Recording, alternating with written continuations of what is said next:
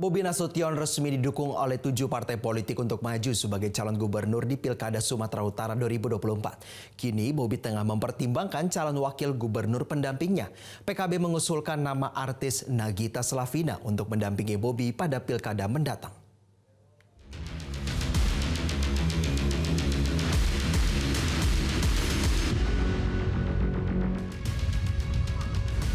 Wali Kota Medan Bobi Nasution resmi menerima rekomendasi dari 7 partai politik untuk dirinya maju sebagai calon gubernur pada Pilkada Sumatera Utara 2024.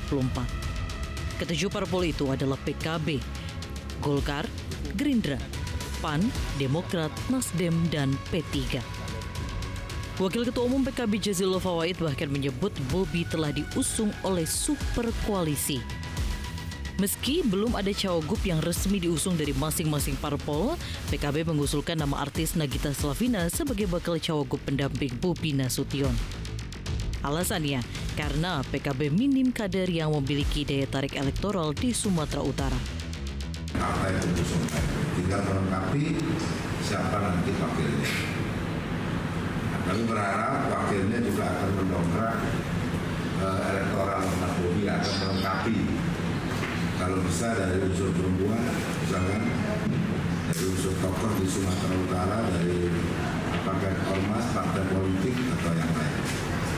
Nanti Mas Bobi atau yang lain bisa menyampaikan.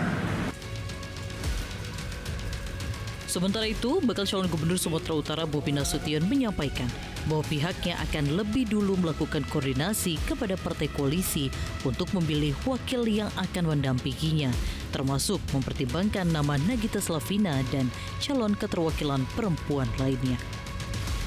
Bang, soal nama Mbak Nagita tadi apakah akan dibawa ke koalisi bagaimana?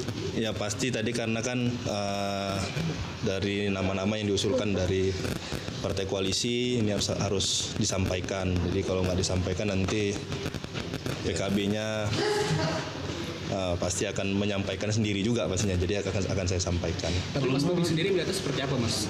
Ya. Kita tadi bicara ya, tokoh perempuan ini juga penting untuk bisa dilibatkan dalam pembangunan daerah. Tadi karena cita-cita Indonesia Emas 2045. Tim Liputan Metro TV. Jelajahi cara baru mendapatkan informasi. Download Metro TV Extend sekarang.